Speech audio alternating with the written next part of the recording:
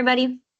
My name is Kristen. I'm the Director of Operations here at GMI, and I just want to welcome everybody to today's roundtable to discuss how to continue professional development. We'll spend about an hour on this topic, and as a reminder, we'll be recording this so that we can watch it later on. We're joined today by two repeat mentors, Sarah and Kunal. A third should be joining us shortly, Beverley.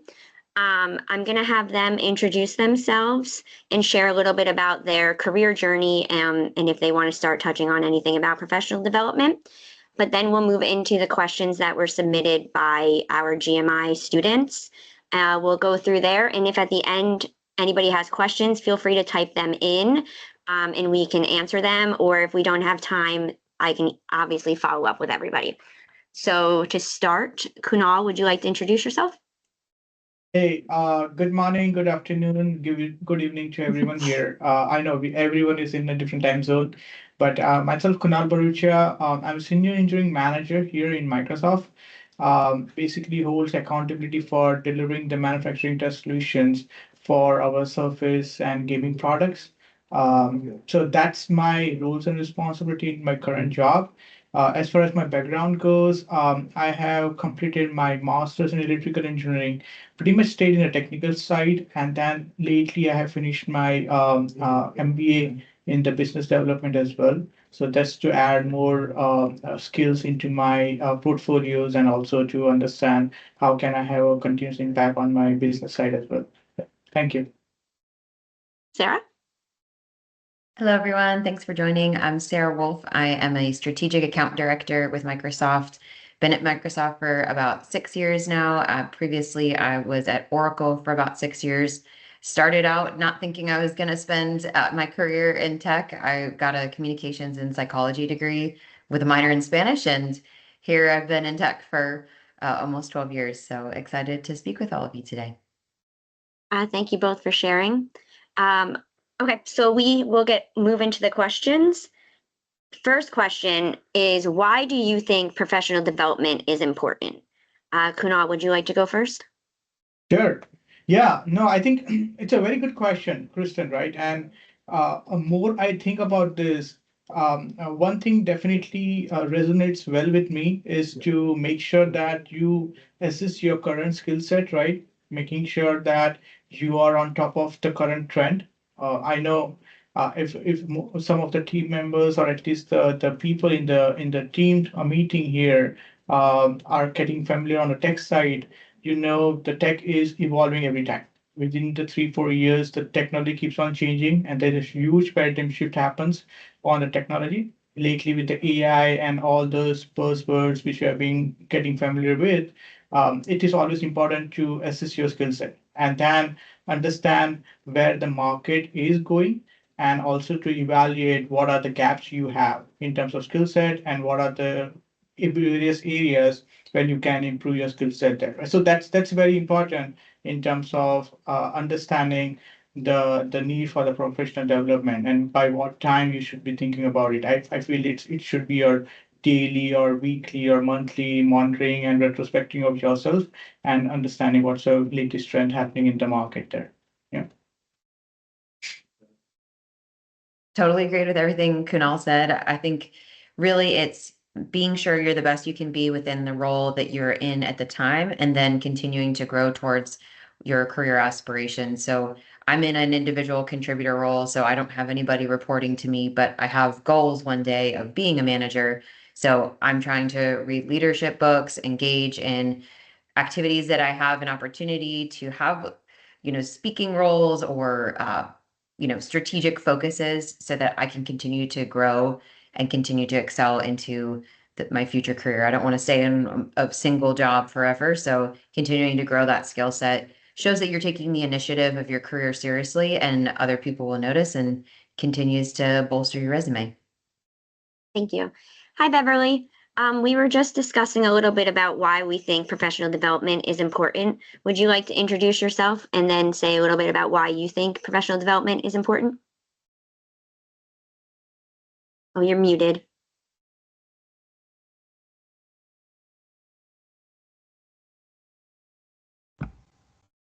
Good afternoon. Sorry about that. My name is Dr. Beverley Cornish, and I'm sorry I was having a lot of technical difficulties trying to join you. So I'm not sure exactly what was said so far, but I think professional development is important because it enhances the skills that you have. This is an opportunity for you to become current with whatever new changes have come into the field since you started in that role or in that field. And so as a result, you have greater chances for career advancement because now you're well aware of what the best and latest and greatest things are for your field. It improves your job performance because as you know, you get to know new things. Some things you just don't do anymore, or some things are done in a more timely fashion.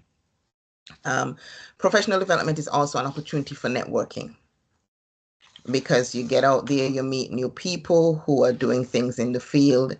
And sometimes that leads to advancement in your career. Sometimes it just gives you an opportunity to learn more and have people that you can call on in the event that you encounter some difficulty on the job. And if you come to career advancement, then it increases your earning potential. So those are just a few of the ways. Of course, personal growth is always important. And so that's another advantage that you get from professional development. Thank you for sharing. What are some challenges that you faced when you were trying to develop your professional career, or if you see any challenges coming? Sarah, would you like to go first? Sure. I think it's fitting it in throughout the days, weeks, months, years, and prioritizing it. I've become a parent and I have a husband and two dogs. So my calendar gets filled up really quickly, especially because I travel for work as well. So it's really important for me to lock in time proactively for when I'm going to do professional development and say yes to certain opportunities, but no to other opportunities because time's one of those resources we don't get back. It's super finite, and organizing yourself and scheduling yourself proactively makes a big difference.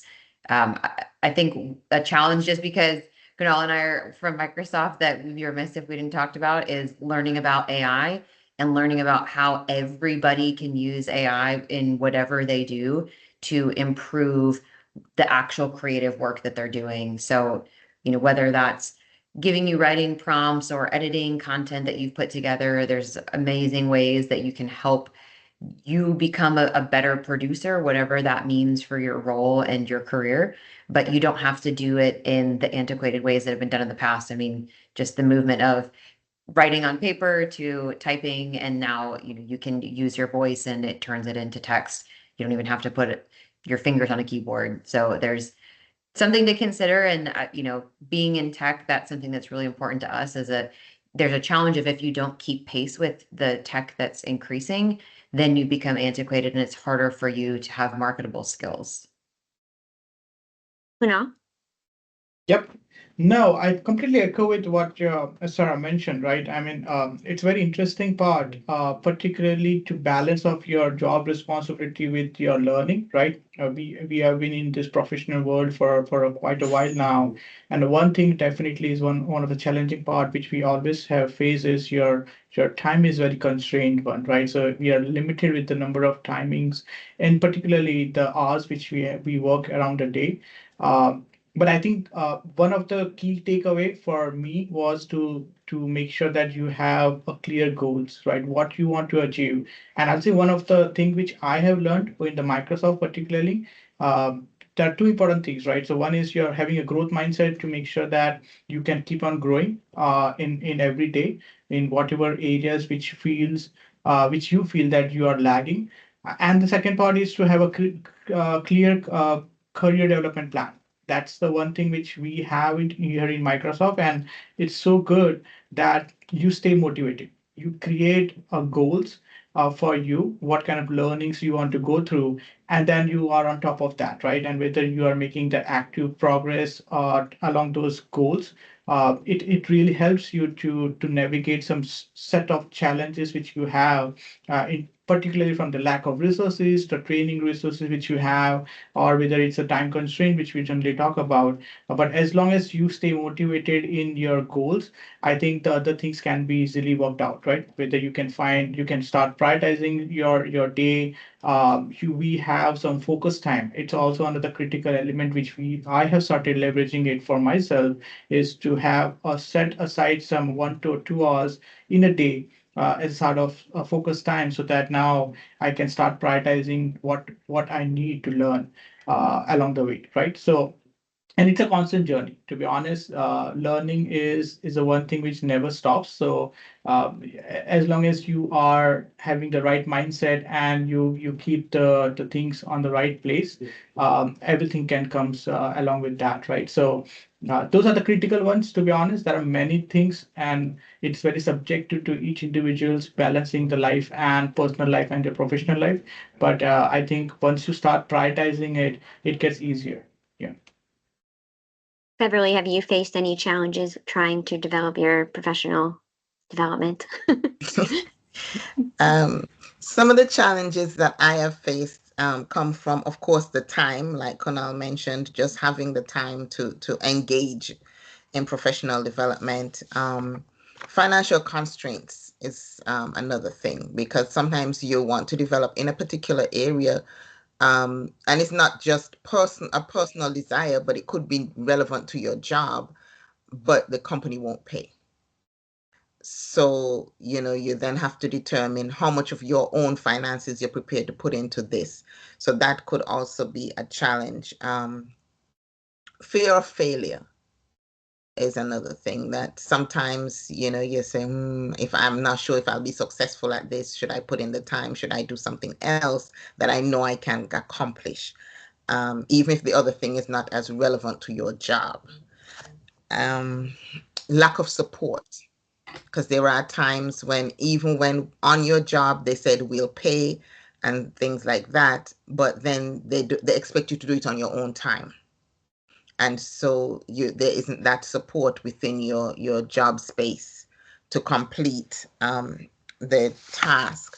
And just I think Sarah mentioned before, the time is always a big thing, because you also want to be very aware of your work-life balance. Thank you for sharing. What do you think is the best time to begin your professional development? I think I know the answer, but Bev, would you like to go first this time? It's always a good time. It depends on you always want to be engaged in some type of professional development. If it's even just reading articles relevant to your job, there's no time that is not a good time. And so as you look at the ways in which you want to develop, then, that's how you determine what type to engage in, what type of professional development to engage in at that time. But it is always a good time to be engaged in professional development. Sarah? I'll echo what Beverly said. Today's a great day to start.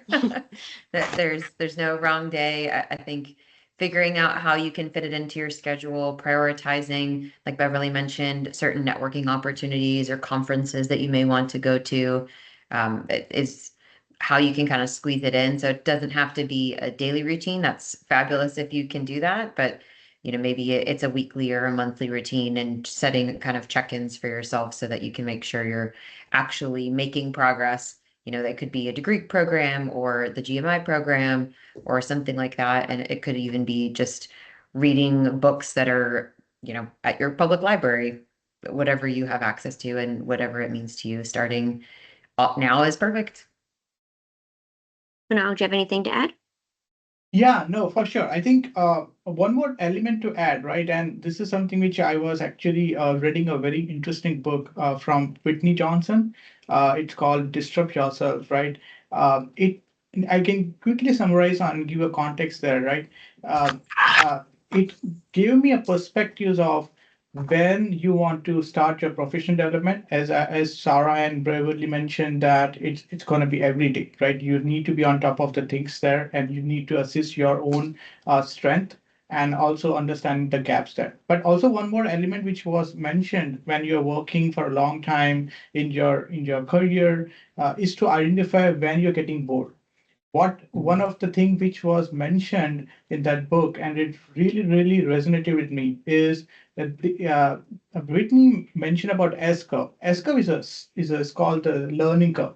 When you're too early in your career, or let's say you take a new job, you are in the bottom of the S curve, right? Where you're all motivated to learn few things, and you will be getting hands on many of the different roles and responsibilities and things like that.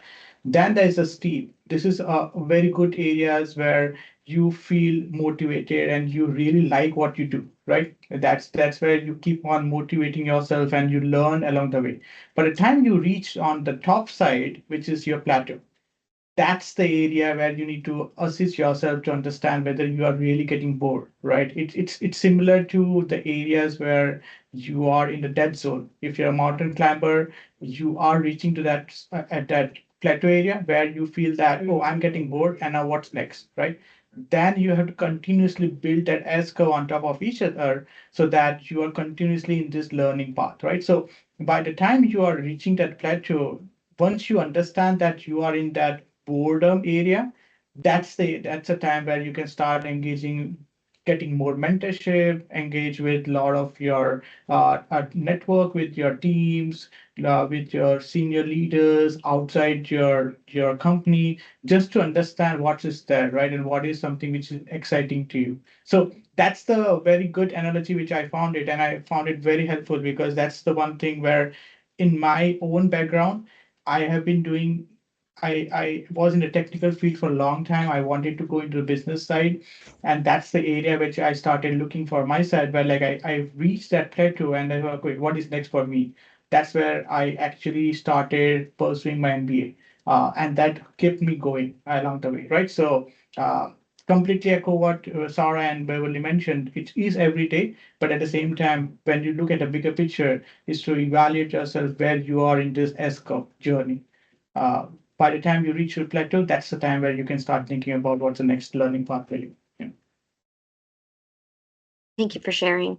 The next question that was proposed is, how did you approach your professional development? And I know some of you touched on that already, but I guess when you were starting out in your professional career, how did you approach starting professional development? Sarah, would you like to go first?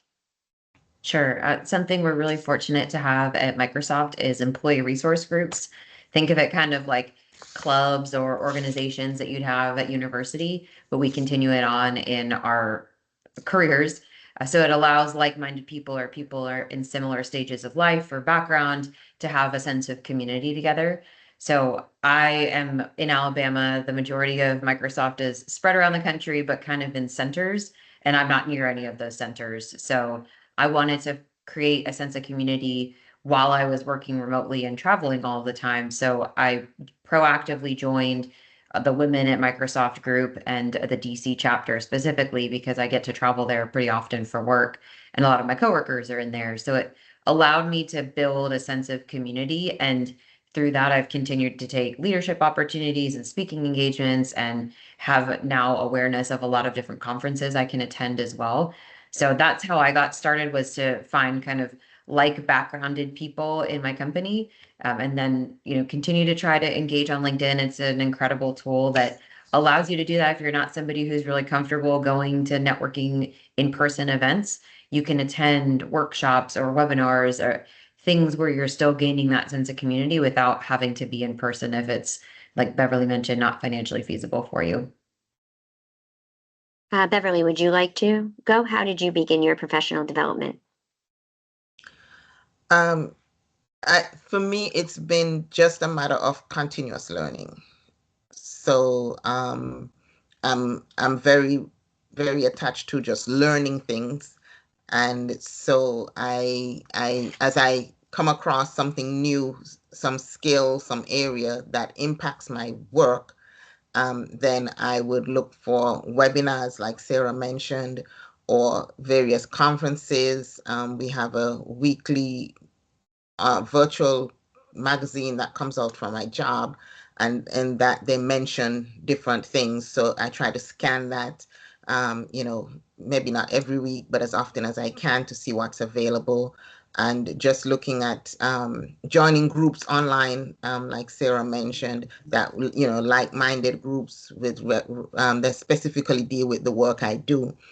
Through that, I'm able to see when they're having something, and if it's nearby and I can go, I try and go, so that I can, learn more. I've found that that has been very much more helpful than saying, okay, I'm going to take this course, because again, time is not always available. Kunal? Yeah, for me, and obviously, to echo what Shara and Beverly mentioned, but for me, it started with the North Star, defining the North Star for myself, like where I really want to go, right? Once I have a clear understanding of this is the path which I want to go, and this is where the endpoint looks like for me, um, that way it brought a lot of clarity within myself to start understanding what are the skill sets which I need to develop over the period of time. And I can give you a good example of that. Uh, I wanted to, and this happened, I think, 10 years back, and it's been a while now, but I'll give you a good example for that. When I was too early in my career, I definitely wanted to become a manager or leader in the future, right? Now, one thing which was stopping me back then was I was not comfortable talking to people in public in terms of a bigger audience, right? So then it was more about learning that and identifying your gaps there. And then I started joining Toastmaster. It really helped me to connect with people, to come up with the impromptu speeches, and then building those connections with the audience. And it becomes a part of my roles and responsibility as well as I grew my strength, right? And so one example was that one, and then obviously leveraging a mentorship. That was one of the very important factor I have figured it out in my career, is to connect with your mentors. Mentors comes with tons of experience. Think about where you want to go in next 5 years or 10 years. They have already lived that journey, so they come with tons of experience and talk about, and they do share about what we can do and what mistakes you can avoid, right? So I always think about this one where, like, there are two ways of learning. One way is whether you make a mistake and you learn along the way, or second is you observe people who have already done or gone through that path and you make sure you don't repeat that path, right? So that's a two way of learning, and mentorship really helped me that, right? And building those connections with the mentors, understanding what kind of skill set they have gained over the period of time, what kind of thinking they have at that particular point, which I'm actually going through. So all those things really add on and really help me when I start thinking about professional development, and then obviously taking it into the more stretcher goals and understanding where I need to spend more time of mine. Thank you. So the next question actually touches on what you said, Kunal. Is that like 10 years ago you started thinking like this is where I want to end up? Were there other specific goals, or you said that you got better at public speaking? Did you set like a time frame of like how you wanted to do that?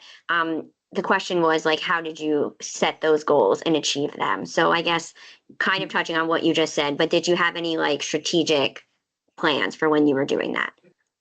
Yeah, no, it definitely varies from person to person, to be honest. For me, when I set up that goal of learning more and getting comfortable with the public speaking, and then getting comfortable with the audience, I kept it smart. I think everyone knows about SMART goals. Sorry, right, out. Though everyone is aware of SMART goals, I think as a part of GMI also we emphasize a lot more on SMART goals. Very powerful, right? Think about how much specific you want to keep your goals, right? And whether you can measure your goals, yeah, whether it's attainable, realistic, and timely manner. The last part is very important because now you set yourself a boundaries of okay, you want to achieve that by 6 months, for example, or a year. Then you keep and you break it down into smaller chunks so that you're making sure that you are measuring it on week to week basis or month to month basis, right? So that was one of the examples which I have leveraged a smart framework to make sure that I'm tracking my progress. And then obviously I had my I was fortunate to have a good mentors and managers in along the way who I generally keep a track of, or they generally keep a track of my progress and making sure that I'm on top of that in every discussion I'm having with them, right? So sense of accountability. Once you own something, make sure that you are motivated to keep on going. And then obviously leveraging some of the good books I have came across. That was all a good part of the learning curve for me when I started establishing the smart goals and making sure that I have set deadlines for myself there. So that was some of the tactics or at least the framework which I had developed in my early career. Yeah. Beverly, did you set any specific goals when setting out on professional development? In some areas, but clearly not with the same type of specificity like now. But there were some things that I did want to learn by a certain time. And so I was very strategic. In those cases, they were based on the fact that I had identified some career goal. And in order to get there, I needed certain skills that I knew that I didn't currently have. And so that was how I went about that. Mentorship and coaching has also been a big thing for me with regard to just advancing, getting good advice on what ways to get there. Sarah? Echo what both Kunal and Beverly said. I wanted to throw one other buzzword out there as sponsorship. That's something I've come across more recently, but a mentor is somebody that you have a pretty deep personal relationship with, and you often seek counsel from. They may shift over time as you grow in your career, as your career takes different directions. But a sponsor is someone who may be a level or multiple levels above you that is basically working in the background on your behalf.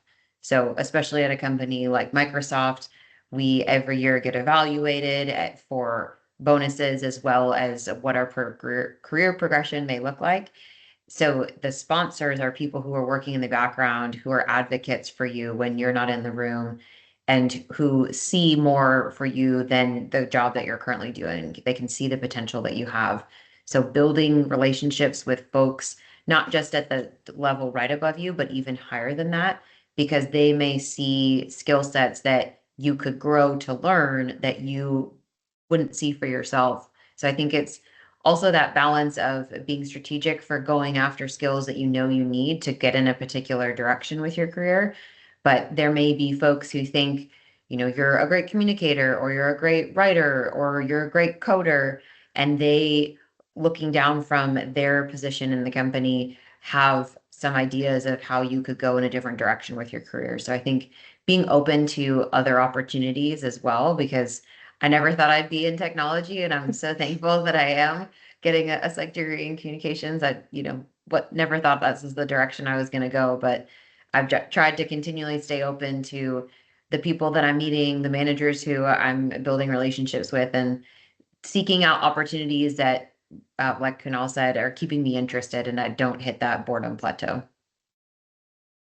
So you also just touched on this. One of the questions we had are, what are ways for advancing your professional development within your company? So you've mentioned that you joined groups like Women in Microsoft, I think is what you said it was called, and other things like that. And then you have mentors throughout Microsoft. Is there anything else within your specific realm where you've been able to take advantage of professional development at your company?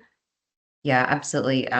GMI is a volunteer opportunity that we've had. We also have a couple of specific mentor programs. I represent the Department of Defense side of our sales team. So we have a couple of programs that help folks who are retiring out of the military get into the private sector as they're getting out.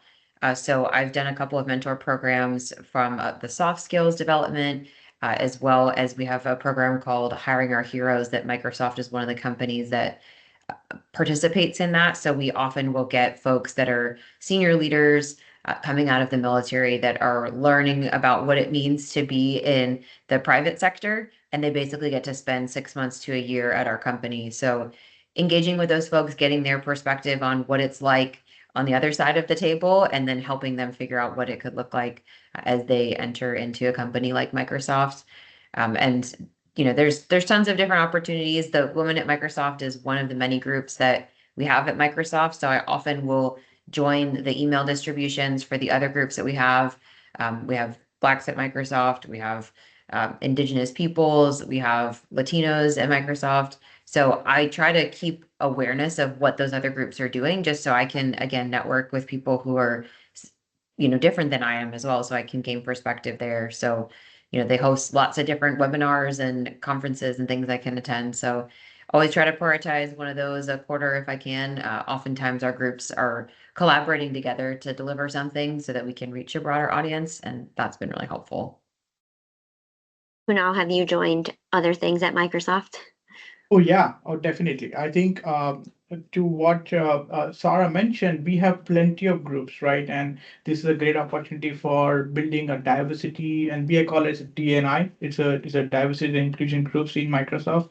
So where we generally talk with or interact on network with various people in the different parts of the organizations, right? And and someone is working in the sourcing side, someone is working on the AI side. But it's a great time to connect back and to understand what's happening on the other side of the industry. Because think about Microsoft is a big company, right? So there are so many people working in this company, and they are such a talented people working in their own areas.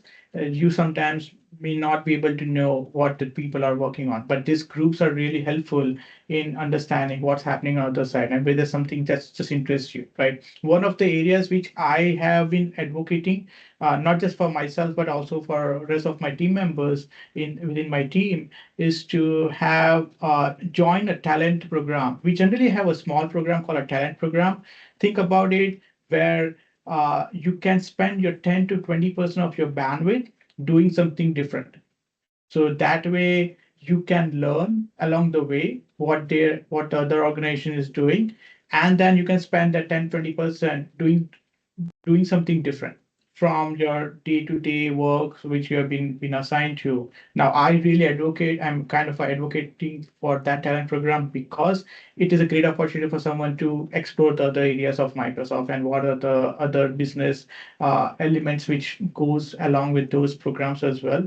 Because you can interact, network, spend that 10 to 20% of your time learning something different. Now, tomorrow, if you end up liking that particular thing, you already have built the connections with this group. So it gets easier for, let's say, internal resource allocations or job switching, particularly within other groups in Microsoft. The talent program was very, very good, which I actually really loved it. When I started my job in Microsoft, I was very curious to learn about some different areas, which I felt like, okay, this is something which I just wanted to learn. And I was just spending some time uh, kind of job shadowing it, right? And then also taking more accountabilities there. Not only just helped me expanding my horizons of the knowledge along the different path, but also give me an opportunity to network with those people. So now I have built a strong connections in that group. So whenever I have some questions, I can directly reach out. And I have built that trust factor within the group as well, and built some credibilities with the other groups as well, right? So those are the other areas which I found it very fascinating within Microsoft that can be helped any individuals. And it doesn't matter which levels you are, whether you're a junior team member or a new senior team member, you can leverage those opportunities. Yeah. Beverly, have you been able to take advantage of any professional development within work? Within my work, yes. I try as much as possible to participate in whatever professional development. Right now, I'm engaged in a book study, coaching teams. I'm an instructional coach, so I'm doing a book study on coaching teams. But I do find the talent program that Kunal spoke about very interesting. If the school district had something like that, I would do that. Just because I like working outside of my immediate field. Sometimes the connections are invaluable, and I do some work, but only within the professional learning division of the school district. So, like for example, we have the teachers who come in from abroad. Those are under the currently we're using the Participate program to bring those teachers in, and I do some work with those teachers. But mainly I'm presenting rather than learning. But it does give me an opportunity to meet with the people who are responsible for bringing them here, and so I do have those connections, and so that type of thing. The next question was, are there programs or courses or things outside of work that you've been able to use to advance your professional development? So I know you mentioned, all of you at one point, of like reading books or podcasts or whatnot. Is there any specific program that you have heard of or used? I know in our previous meeting, LinkedIn Learning was something that somebody had mentioned is really valuable, and Coursera. Beverly, have you heard of anything else or done anything else like that has helped? I do a lot of webinars through EdWeb. Okay. Of course, that is very education specific, but I do a lot of material, a lot of activities through them. LinkedIn is also a good source.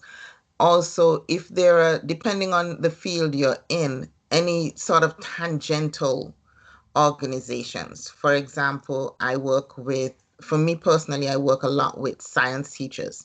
So I joined the Virginia Association of Science Teachers. And so I've been to some of their webinars and some of their conferences. I actually did the VISTI, which is the Virginia Educated Technology Certification. I actually did that this school year, this academic year, so that I had the skills that I could use to help the teachers, as opposed to just telling them about it and having no knowledge of a particular skill. Having done the certification, now I'm able to really help them. So I would recommend anything that's tangential to your job that you can still use on a regular basis. Kunal, is there anything you've used outside of work? Oh yeah, definitely. There are few free courses. I think we talk about LinkedIn Learning is a great source, right? You can find bunch of resources there, whichever caters to your professional development. You can leverage that one. I think I have leveraged some Coursera, some Udemy courses, which really help me to gain more insights on the other areas of my own professional development, whether it's from the leadership side, whether it's from learning the technical elements of some of my job which I'm doing. Lately, I started leveraging some paid courses on the University of Washington. They have some really good programs for product management. So this is also another areas where I have started exploring a bit more. And obviously, some are free courses which comes naturally with you. Some are sponsored. For us, like in Microsoft, we have a great a collaboration as a part of EDSs, right, with the Bright Horizon. So you can leverage some of the courses or some of the programs with some of the universities in the United States.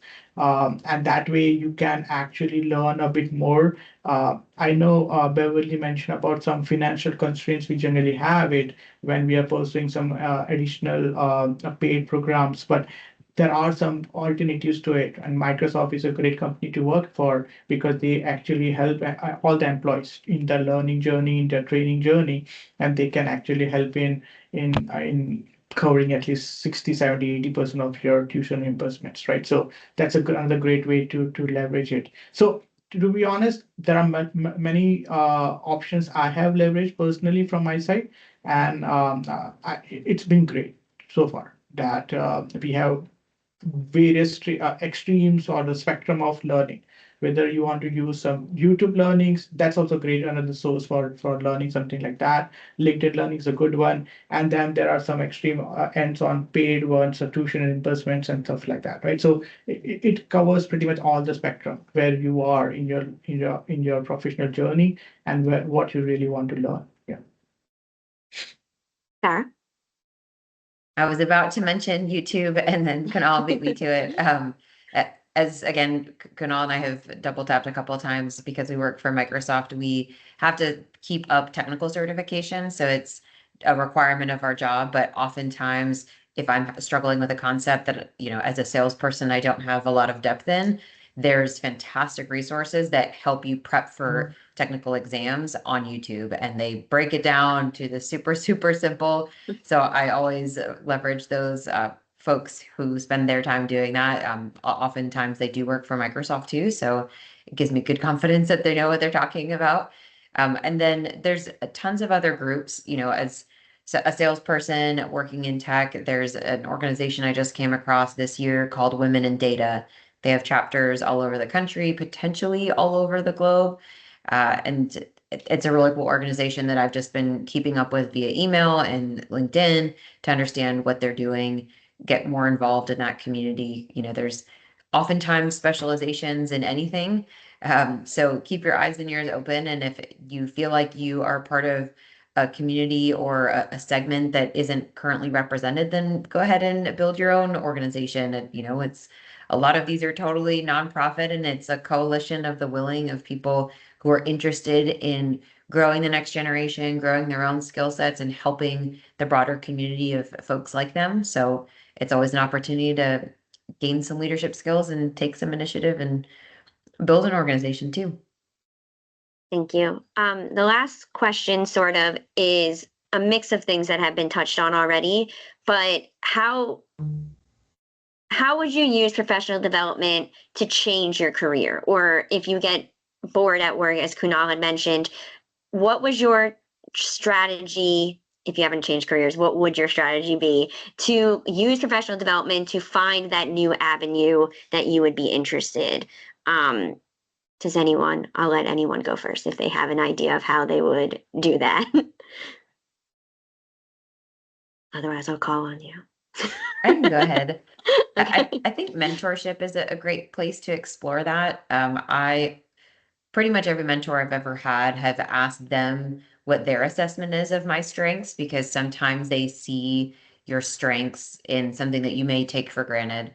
And that was kind of what led me to go down a sales path as being a communications and psychology major, is talking with folks and realizing that one of my strong suits was being comfortable talking in front of people and about topics that, I may not have super, super depth in, but I can help bridge a gap between someone really technical and somebody not technical, and be that middle ground to help both audiences be able to communicate more effectively.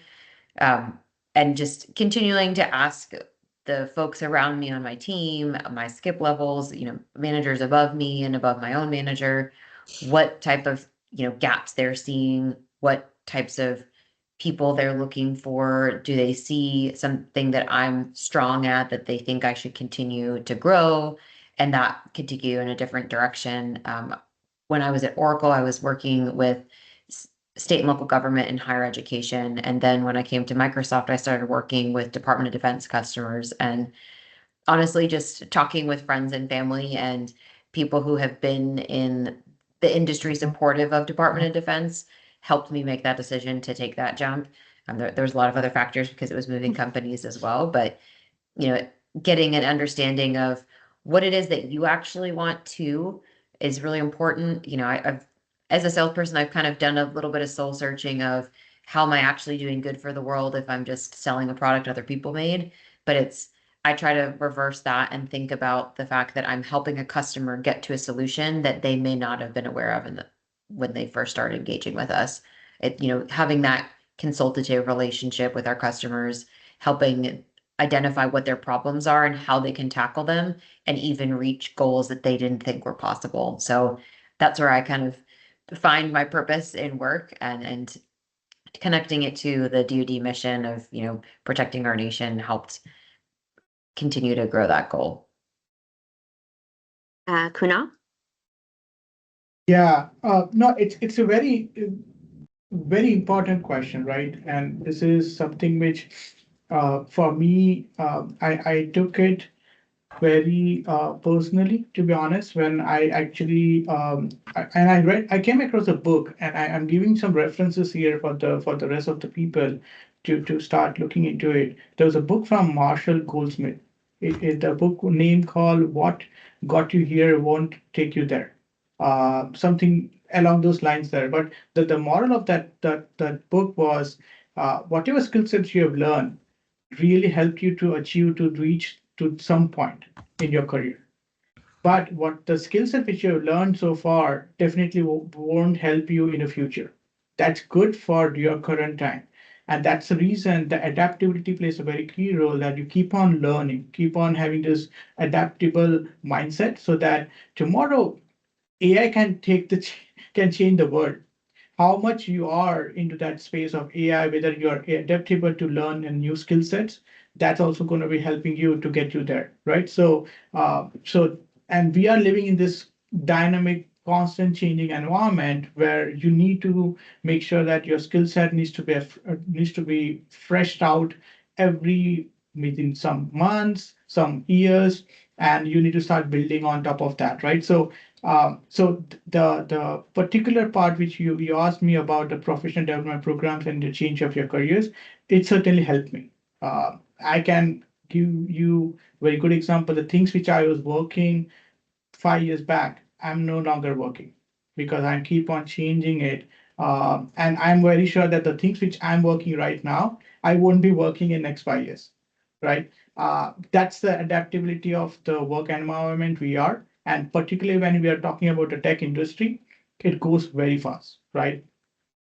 The companies gets bankrupt within a year, the things get changing, there is a new tech coming within a year, so that can change the way how we work, right? So that's the reason, as an individual, when you are pursuing some career, it's always important to understand where the current trend is heading towards, and then also finding that overlapping. It is also important to understand what areas interest you and where the world is going, and find a overlapping on each other so that you are enjoying what you're doing. At the end of the day, it is more about a job satisfaction. To be honest, by the time you finish your day, you should feel good about the work you have done so far. And by the time you are getting up in the morning, you should be motivated to get up every day, because that keeps you pushing, right? Yourself. So those are the areas which really helped me. And I'm sure in future the things will change. It's just about adapting to that dynamic nature and making sure that we are going in the right directions there. Yeah. Beverly? So for me, using PD to change my career, for me, it is about being aware of, like Kunal said, where things are going, and making sure that I'm not just learning more about how to do my current job, but how to do something else that's outside of my job that I might have a distinct interest in, so that in the event that I do choose to change my title, let's say, or my role, even if I stay within that same company, I have the skills should the opportunity arise to move into something else. So I always want to know, okay, this is what my interests are outside of what I'm currently doing, whether it's lateral or vertical, and making sure that I get the skills, whatever, when there's a PD offered, make sure that I enroll and participate, so that I do encounter or gather those skills, gain those skills that will allow me to move on. Thank you. So we're coming towards the end of the hour, and I wanted to say thank you, Sarah, Kunal, and Beverly, for doing this. But if anybody has any questions, feel free to type them in. And while we wait for that, if anyone has, Sarah, Kunal, Beverly, like any closing remarks of like how you feel about professional development or something else that's super important to start to consider now, I would love for you to share. Beverly, do you have anything? Professional development is always going to be one of the most important things you do as an employee of any organization. And you're not doing it for the organization, you're doing it for yourself. Like Kunal mentioned, things change daily. And so you want to always be prepared, be at the top of your game, be on the cutting edge so that you're prepared to engage, to advance, and to engage in the new skills, the new requirements of your job or of another job that you may want to move on to. So always never feel comfortable and just sit. Always be engaged in some type of professional development, if it's even reading a book. So like you may not have noticed, or you may have noticed, but I wrote down as many of the names of the books that Kunal mentioned as possible. So that I could, that would be my immediate short-term professional development. Although, like I said, I'm involved in a book study with my job now, so I'm not sure when I'm going to get a chance to read them, but I'll buy them nonetheless, and then I could read them later. Sarah? To echo what Beverly said, I think it's making sure you say yes to more things than you say no to when opportunities arise, whether that's meeting people in the lunchroom or engaging with your fellow students through LinkedIn or professional networking or even, a career fair. Just meeting recruiters, learning about different places that you could work gives you better perspective on what it is that you do want to do as soon as you graduate and what you don't want to do, because knowing what you don't want to do is just as important as knowing what you do want to do. And getting those experiences, talking with your mentors, taking advantage of internship opportunities, even if they're not paid, that's not as fun if you don't get that financial reward as well. But it really gives you a good understanding of, is it something that's going to motivate you, like Kunal said, or is it something that brings you no joy whatsoever and you don't want to waste your time on it? Getting that understanding of what brings you satisfaction and what doesn't is really great. Something that I know we didn't touch on that I did as a student about to graduate was I was involved in a ton of different student organizations, and that really helped me understand. I was looking at potentially going into public relations, and a lot of that is super writing heavy, and writing does not bring me joy. It's the means to the end for me. Speaking is where I'm more comfortable, and I find a lot more enjoyment making those personal connections. So when I was realizing that in that student organization, that helped move the direction of my career. So don't think that your student organization time isn't going to have an impact. Make time to reflect of what you're enjoying and what you're not, and finding where you want to go next. Thank you. Kunal? Yeah, no, one thing definitely I learned, right? And I know this is not the biological lecture, but think about it, right? The one thing which I learned from the law of evolution, it's not the strongest person or the living being that survived. It's not the smartest person or the living being that survived.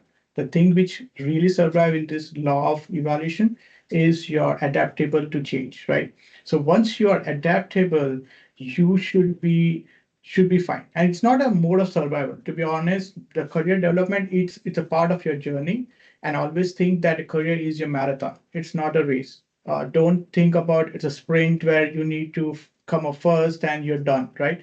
Think about it's a big marathon where you need to divide your career more strategically, where you want to start having more pace up, where you want to start relaxing, because you will be coming up with some life events, whether you will have your kids, whether you're getting married, whether you have some unexpected events happening in your life, right? But you need to start adapting in a way where once you start about your career as a marathon, you can start evaluating yourself which of the phases of your life where you need to start taking some more sprints, you need to relax a bit more. And I've been hearing some questions in the chat window that can the comfort and growth can be in the same space. Honestly, for me, it's not right because what I feel is once you become a complacent, you will be in this small cocoon where you will never come out of that. And that is where your growth will be stagnant. If you want to grow, that comfort is not your area. Uh, you can think about pacing your career in different ways, but feeling yourself comfortable will definitely not be going to help you. Things you should be enjoying. I'll tag your career growth and your things which you enjoy a lot, right? If you tag both of them, then it's going to be a natural transitions in your journey, right? But I'll always keep the growth and the comfort in the two different zones, so that when you are in the growth zone, you will be uncomfortable, you won't be complacent, but that's your area where you will keep on growing. And that's the one thing which I definitely wanted to share my insight to this people, as we pretty much wrap up on this particular event. But these are the areas which I have learned over the period of my own tenure in terms of Microsoft in my own career. But those are the critical ones which everyone can start thinking about. How do you pace your career? And if you just take your career as your marathon, then it's going to be super helpful for every individual here. Yeah. Well, thank you very much.